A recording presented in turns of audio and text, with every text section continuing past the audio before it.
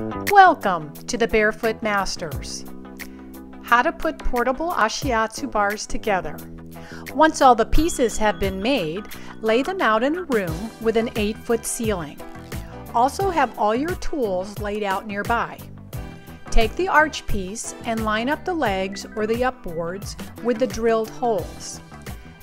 Place a bolt, spacer, and nut in each of the holes. Do this on both sides and then tighten. Then line up the foot pieces with the ends of the legs. Line up the holes again and place a bolt, spacer, and nut and tighten with a wrench. Lift up the arch of the frame and stand it up and place it out of the way. Then do the same with the other arch, leg, and foot pieces. Place each frame with the notches inside on the arches and the half moons on the feet on the outside. Place the bars beside the frames to space them properly apart. Then place the crossbars into the notches and screw in each bolt.